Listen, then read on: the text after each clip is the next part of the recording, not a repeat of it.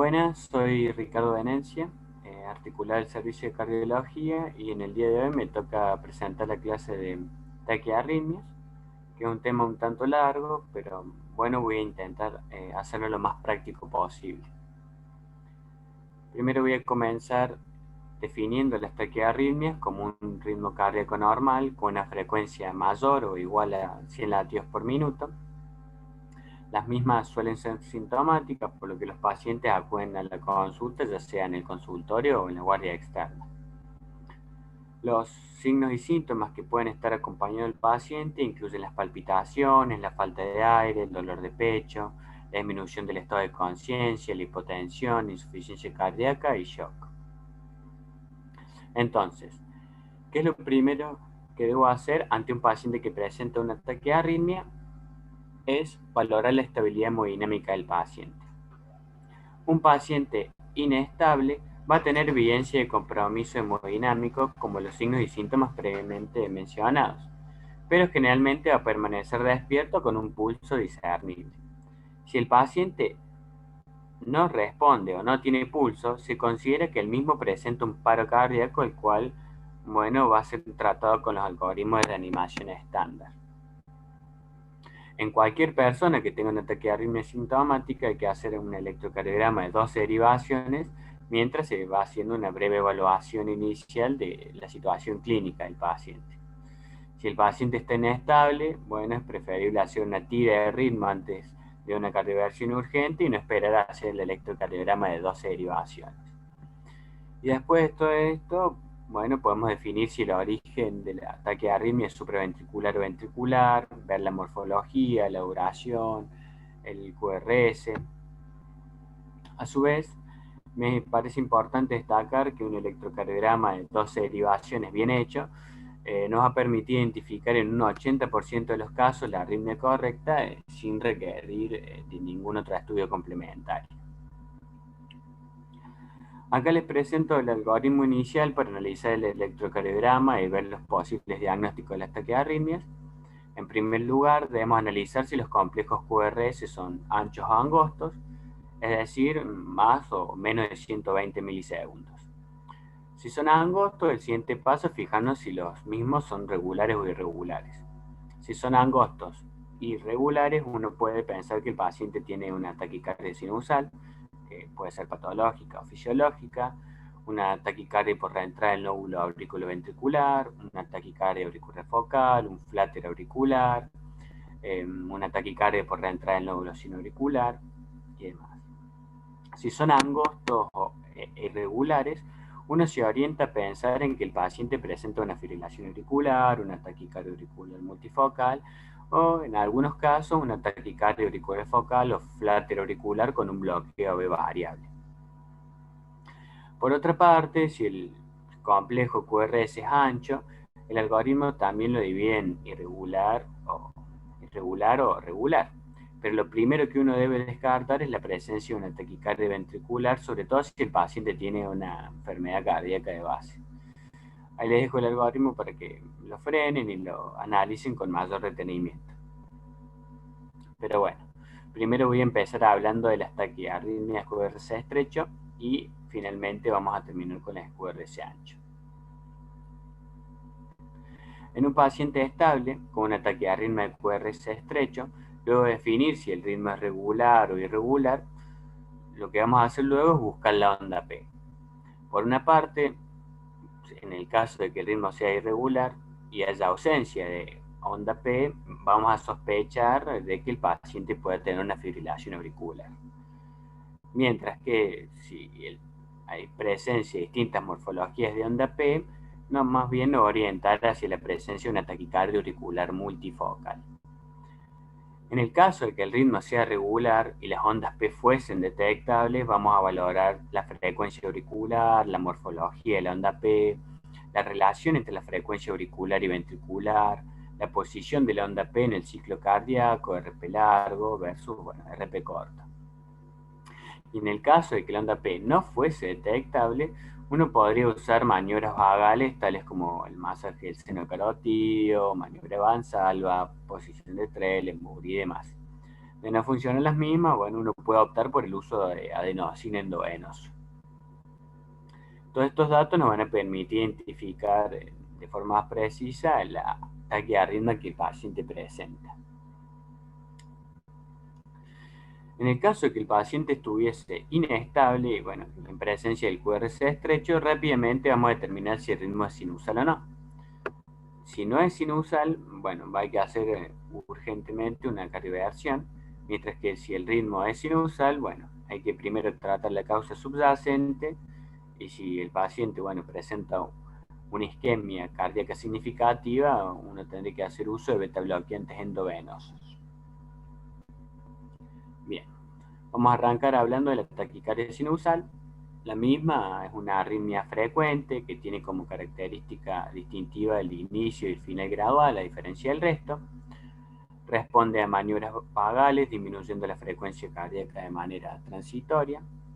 Las causas que pueden desencadenarla pueden ser fisiológicas, el ejercicio, estrés, ansiedad, así como también causas patológicas, anemia, fibromuscitoma, situaciones de hipoxia, hipertiroidismo, embolia de pulmón, sepsis, entre otras. La taquicardia sinusal mejorará o se va a resolver después de un tratamiento dirigido hacia la etiología subyacente, aunque bueno, se consideran como primera línea los beta bloqueantes, aunque los mismos no suelen ser tan bien tolerados. Bueno, acá les dejo un ejemplo de electrocardiograma, una taquicardia sinusal, se ve la frecuencia elevada, la presencia de ondas P de igual morfología, con el QRS angosto. Y en este otro electro, bueno, hay una taquicardia sinusal de más de 150 latidos por minuto. Se entiende que es difícil diferenciar a una onda P de una onda T luego de que el paciente tiene más de 140 latidos por minuto, y en este caso es difícil diferenciar las ondas P de la onda T, aunque las ondas P se van a ver mejor en este ejemplo en B1, como está marcado en la diapo. Ahora vamos a hablar de la taquicardia auricular focal. La misma es una arritmia que surge de un único sitio dentro de la aurícula izquierda o derecha, en contraste con las arritmias macro reentrantes y la fibrilación auricular, ya que estas últimas involucran múltiples sitios o circuitos más grandes. Hay tres mecanismos por los cuales pueden producirse. El primero es la aceleración del marcapaso automático normal por un aumento de la pendiente de despolarización de la fase 4. El segundo es por la presencia de la actividad desencadenada como resultado del fenómeno post-despolarización. Es un evento eléctrico focal que da como resultado despolarización repetida de una sola célula o una área antes de la repolarización completa. Y finalmente se puede ver un mecanismo de microreentrificación. El origen más frecuente es la aurícula derecha, a nivel del anillo tricuspidio, seguido por la cresta terminalis, y si no, en la aurícula izquierda, siendo el origen más frecuente alrededor de las venas pulmonares. Dentro de todo, es una arritmia infrecuente que no suele estar asociada a enfermedad cardíaca y cuyo pronóstico es benigno. Realmente, bueno, en la mayoría de los casos paroxístico autolimitado, y el tratamiento de la misma es farmacológico y se suele optar por el uso de beta bloqueantes o antagonistas calcio no dihidropyridínicos, y en caso de no conseguir respuesta se puede utilizar amiodarona como otra alternativa. Finalmente, otra de las opciones terapéuticas disponibles puede ser la ablación por catéter.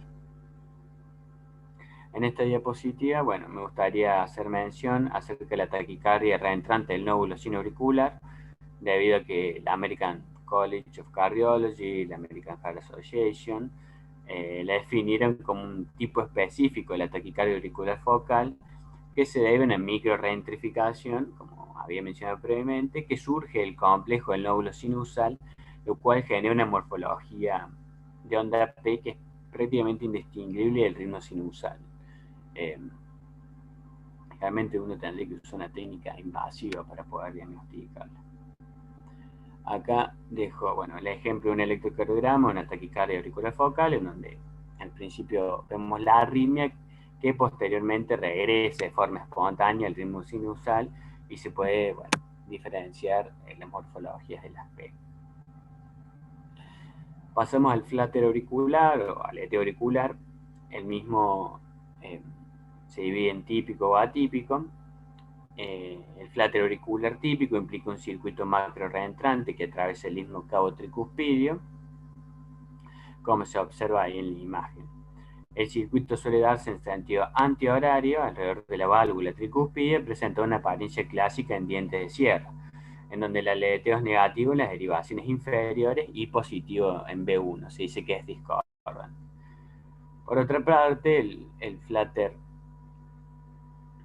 auricular atípico puede afectar cualquier región de la aurícula, ya sea de derecha o de izquierda, por la presencia de tejido cicatrizal provocada por una enfermedad cardíaca intrínseca o por la presencia posterior, digamos, a una cirugía cardiovascular o una ablación. En el electrocardiograma se van a ver las ondas regulares con una velocidad auricular de 300 latidos por minuto, con una frecuencia ventricular de 150 latidos por minuto, relación 2:1, clásicamente objetivado en las ondas F o dientes de sierra. Y como complicaciones, bueno, tenemos la presencia de la embolia, aunque bueno, menos frecuente que lo que es la fibrilación auricular, también la isquemia miocárdica y la insuficiencia cardíaca. Acá otro ejemplo, otro electro, en donde se ven los dientes de sierra negativos, digamos, en D2 y positivos en B1. Es importante tener en cuenta que como tratamiento vamos a tener lo que es el control de la frecuencia, el retorno al ritmo sinusal y la prevención de la embolización sistémica. Para el control de la frecuencia, el uso de beta bloqueantes o antagonistas cálcicos. Para el retorno del ritmo sinusal, usamos la cardioversión y como tratamiento definitivo, bueno, la ablación del istmo cabo tricuspidio en lo que es el flutter típico, como mencionaba previamente. Ahora vamos a hablar de la taquicardia supraventricular paroxística. La misma se caracteriza no solo por tener un inicio y un final brusco, sino que también por responder exitosamente a las maniobras vasovagales. Al hablar de este tipo de taquiarritmia se sabe que existen dos mecanismos: por la entrada intranodal, la cual es la más frecuente, y por vía accesoria, en donde conocimos al síndrome de Wolff-Parkinson-White. El tratamiento general consiste básicamente en la realización de maniobras vagales para bloquear la conducción, y a su vez se pueden asociar fármacos como adenosina o verapamilo, ambos siempre administrados por vía endovenosa. Y finalmente el tratamiento definitivo, la ablación de la vía anómala. Cuando nos referimos específicamente a la taquicardia por reentrada del nódulo auriculoventricular, bueno, ahí dejo las siglas en inglés AVNRT, se sabe que el mismo producido a través de dos vías, una lenta y otra rápida. La vía lenta tiene una menor velocidad de conducción con un periodo refractario más corto, y la vía rápida al revés, tiene una mayor velocidad de conducción con un periodo refractario más prolongado. Bueno, esta es la arritmia más frecuente, digamos, no se asocia a cardiopatía estructural, se da más frecuentemente en mujeres de la cuarta edad y se puede presentar con algunos síntomas como pueden ser las palpitaciones en ondas A, cañón, que se pueden observar clínicamente en el cuello del paciente.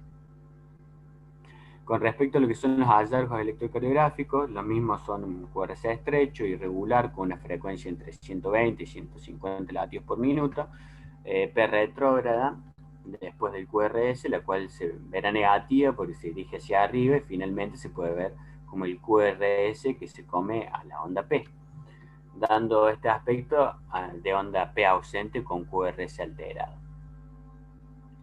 El tratamiento consiste en maniobras vagales o terapia farmacológica con verapamiloadenosina endovenoso durante el episodio agudo y como tratamiento definitivo, como mencioné anteriormente, la ablación de la vía lenta. Bueno, acá también les dejo otro ejemplo de una taquicardia reentrante auriculoventricular típica en electroderivaciones.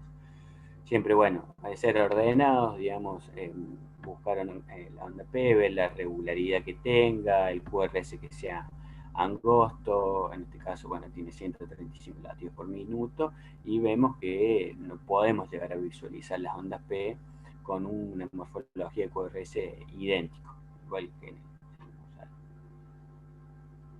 Bien, ahora les voy a hablar de la taquicardia supraventricular por vía accesoria, la cual consta de dos vías distintas, el sistema de conducción AB normal y una vía accesoria, AB. Los dos tipos principales de esta arritmia son la ortodrómica y la antidrómica. Cabe destacar que la ortodrómica es la más frecuente, representando entre el 90 y el 95% de este tipo de arritmia. Es producida por las haces de fibra, que es la vía accesoria llamada el haz de Kent, que conecta aurícula con ventrícula. Y en el electrocardiograma se objetiva un PR corto con un empastamiento característico que da origen a la famosa onda delta de fusión. Los pacientes con vía accesoria en general no presentan anomalías cardíacas estructurales coexistentes. Cuando hay una cardiopatía congénita asociada, es más probable que se localice en el lado derecho que en el lado izquierdo, siendo la anomalía de Epstein la lesión congénita más fuertemente asociada. Es muy importante recalcar que debemos tener en cuenta cuando un paciente presenta un síndrome de Wolff-Parkinson-White, tiene a su vez de manera concomitante una fibrilación auricular, ya que los mismos nunca debemos administrar beta-bloqueantes o calcio antagonista o digoxina, ya que podrían favorecer el desarrollo de una fibrilación ventricular potencialmente fatal. En estos casos es preferible, se prefiere realizar en realidad una cardioversión eléctrica o la administración de procainamida. Bueno, acá les dejo también cómo se verían los electrocardiogramas de ortodrómica, que es la más frecuente, con el mecanismo de reentrada, el QRS estrecho, a diferencia de la antidrómica que tiene el QRS ancho. En la ortodrómica, el nódulo B transmite por vía anterógrada, a diferencia de la antidrómica, con una vía accesoria que transmite vía retrógrada. Bien, ahora voy a hablar de las taquicardias de QRS estrecho irregulares. Voy a empezar con la taquicardia auricular multifocal, que es una arritmia poco común, pero no tan rara. La edad promedio que aparece aproximadamente 70 años y son pacientes que en general están bastante enfermos, ya que es frecuente ver en pacientes broncópatas, en donde la EPOC es el trastorno pulmonar más comúnmente asociado a esta arritmia, así como también se presenta en pacientes con enfermedad cardíaca, particularmente los que tienen insuficiencia cardíaca. Destaca la presencia de una descarga de 3 o más focos auriculares ectópicos, y en el electrocardiograma, bueno, se objetivan múltiples ondas P de diferente morfología. En esta diapo les dejo un ejemplo del electro en donde se ven, bueno, tenemos la frecuencia auricular entre 100 y 200 con onda P de, digamos, de más de 3 diferentes morfologías, varía, digamos, el intervalo PR. En estos pacientes tienen una elevada mortalidad, ya que repetimos que suelen ser pacientes añosos, gravemente enfermos, por ejemplo con una enfermedad pulmonar que lo descompensa y que pueden estar cursando a su vez también un postoperatorio. No obstante, la arritmia no causa un severo compromiso hemodinámico como uno podría creerlo. Bueno, ahora vamos a hablar de la fibrilación auricular. Es bueno, una arritmia más conocida, digamos, dentro de lo que es la taquicardia QRS estrecho, y tiene un manejo bastante importante. Hay que ver si el paciente está hemodinámicamente estable o inestable, ver este tema de la respuesta ventricular, si tiene criterios de anticoagulación, respecto al control, si es preferible controlar el ritmo o la frecuencia. Bien. Como ya deben saber, la fibrilación auricular se caracteriza por tener un ritmo rápido e irregular de origen atrial. Es muy importante que la conozcan a fondo, ya que se trata de una de las arritmias más frecuentes del mundo, por no decir la más frecuente, y suele presentarse en personas de 60 años o más. Pero bueno, también hay casos de personas más jóvenes. Es muy importante conocerla no solo por su frecuencia, sino también por sus posibles complicaciones, ya que de no ser diagnosticada y tratada oportunamente, la misma podría desencadenar accidentes cerebrovasculares, insuficiencia cardíaca e incluso, bueno, la muerte en el paciente. Ahora bien, ¿por qué existe Riesgo de embolia y ACV. Bueno, esto básicamente se explica debido a la existencia de múltiples focos ectópicos de despolarización cardíaca, los cuales provocarán una contracción descontrolada secundaria a fenómenos de microreentrada. Como consecuencia, la sangre no circulará adecuadamente, lo que llevará a la éstasis sanguínea con formación de trombo y finalmente al ACV tromboembólico.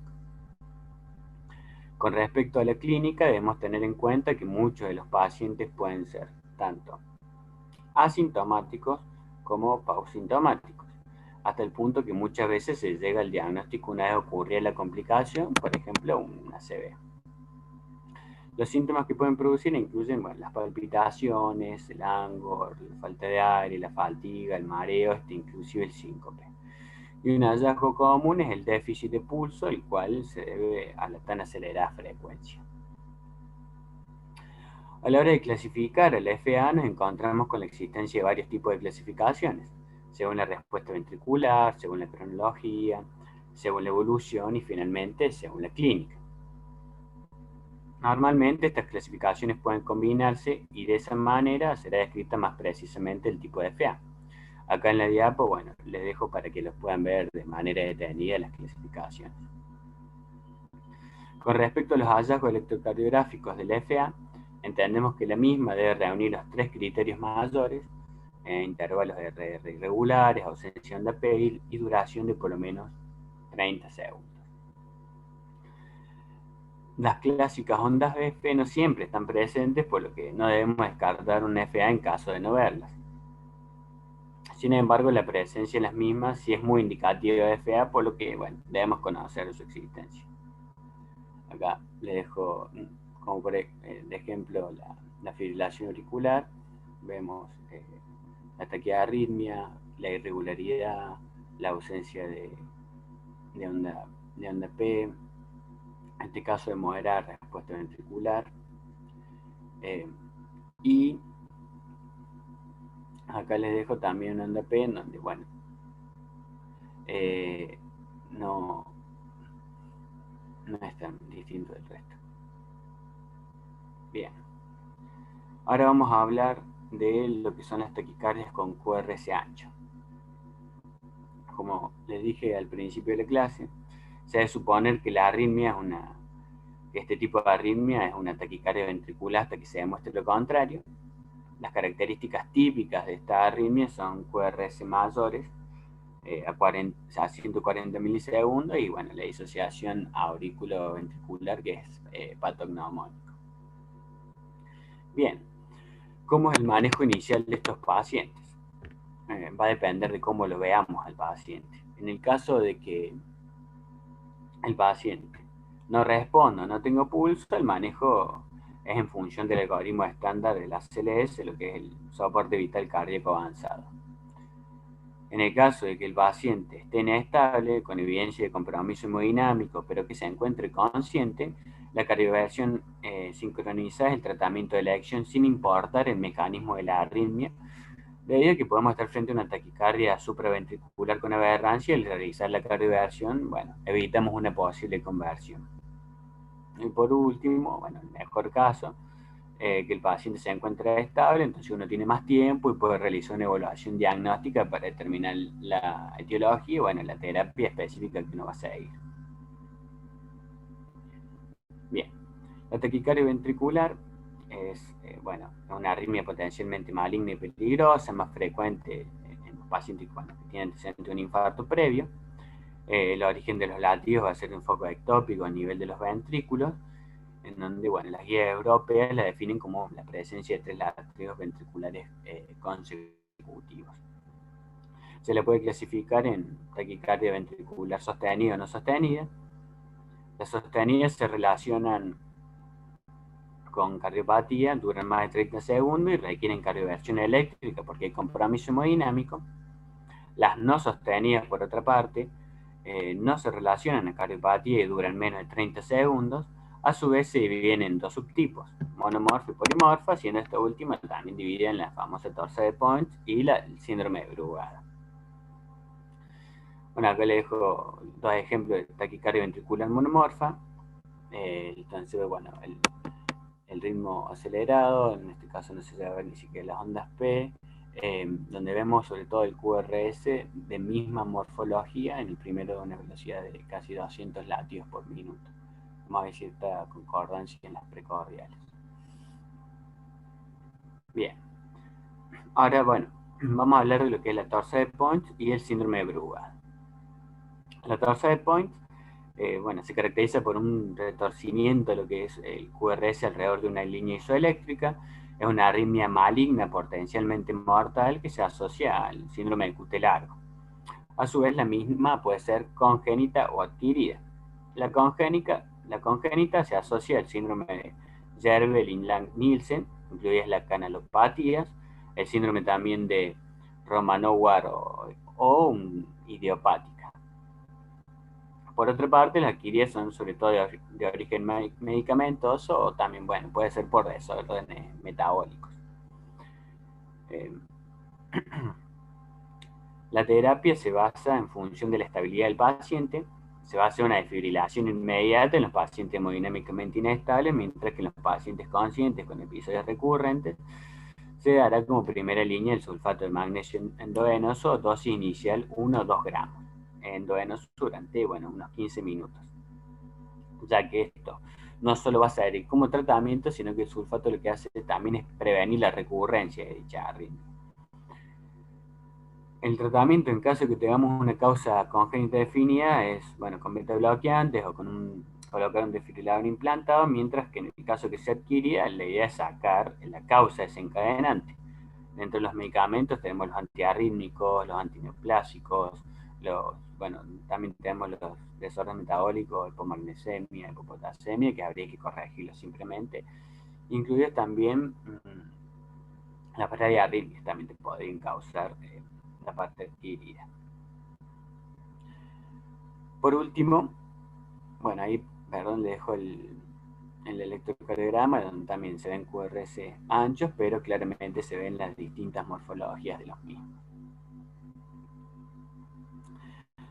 Por último, el síndrome de Brugada, que es un trastorno genético autosómico dominante que involucra a los canales de sodio con un corazón estructuralmente normal, podríamos decir, en la mayoría de los casos. Por lo general, los hallazgos electrocardiográficos consisten en un pseudobloqueo de rama derecha y en elevación persistente del segmento ST en B1 a B2, llamado el lomo de ballena, le dicen. Como tratamiento se coloca un desfibrilador automático implantable y no debemos olvidar estudiar a los familiares. Eso sobre todo es muy importante, debido a que es genética y dominante.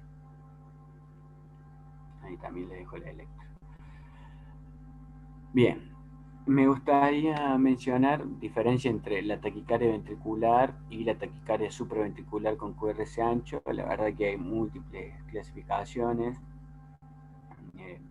muy engorrosas, algunas. Le voy a dejar los conceptos los más frecuentes, son la disociación auriculoventricular, ya la presencia de latidos de fusión o de captura, el patrón concordante, donde tenés los QRS completamente positivos o negativos de B1 a B6. Todo esto, si está presente, indicaría que está frente a una taquicardia ventricular. En el caso de que tenés una TV con un patrón de bloqueo de rama izquierda, generalmente se presentan con un QRS mayor a 160 milisegundos y con desviación a la derecha. Después que hay que ver B1 y B2, onda R inicial y ancha de más de 30 milisegundos con una S mellada en porción descendente. Y B6 con una presencia de una Q inicial, QR o morfología de QS. En el caso que fuese al revés, TV con patrón bloqueo de rama derecha, ya el complejo de QRS es de 140, o sea, mayor a 140 milisegundos y el desvío es hacia la izquierda. Acá en B1 B2 lo que vamos a ver son complejos QR, onda R monofásica o complejos en oreja de conejo, RR, con la R más ancha que la R'. Mientras que en B6 la onda R menor que la onda S o morfología también de QS. Como les digo, ahí están las clasificaciones de Brugada. La verdad que no me acuerdo todos los números propios de la gente que lo ha buscado clasificar. Estas son como las más usadas. si lo presenta el paciente tiene una TB y en el caso que todo fuese negativo, estamos realmente frente a una taquicardia supraventricular. Entonces podríamos decir como en general que si tenemos un paciente hemodinámicamente inestable, cardioversión eléctrica. Si está estable con antecedente un día previo, podemos usar amiodarona, y si no tiene antecedente día previo, procainamida sin amiodarona, y después llegar a la cardioversión eléctrica y valorar eventualmente una ablación. Pero bueno, lo más importante siempre es recordar que frente a una TB, frente a un QRS ancho es una TB hasta que se demuestre lo contrario, no andar buscando el resto de las alternativas.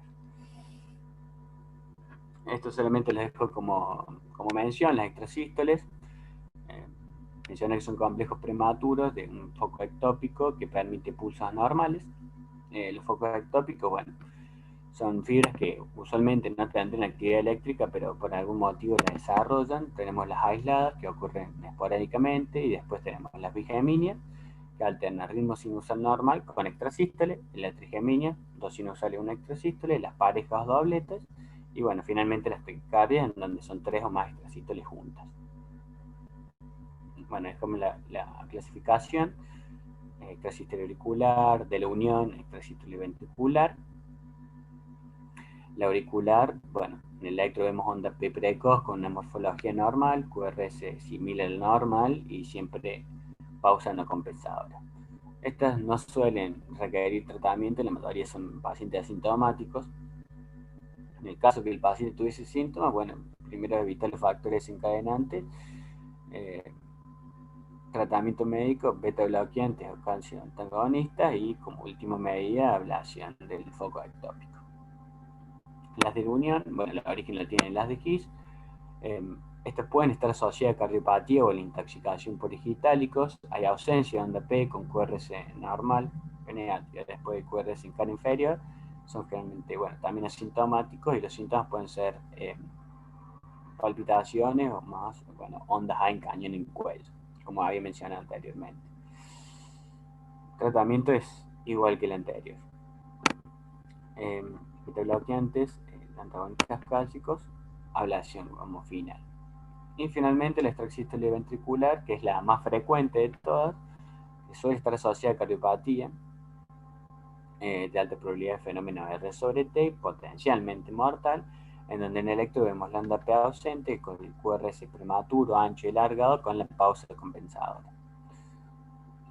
Sin el tratamiento, si no hay cardiopatía estructural, no se lo trata, y si no, bueno, se usa beta-bloqueante, el uso es muy frecuente. Bueno, espero que les haya servido y haya sido más o menos práctico y fácil de entender. Así que le agradezco mucho la atención, y cualquier cosa, ahí les dejo mi mail o me pueden preguntar lo que sea. La bibliografía que usé, bueno, la guía de cardiología española, usé el Lab Today y bueno, el Harrison con las actualizaciones. Muchas gracias.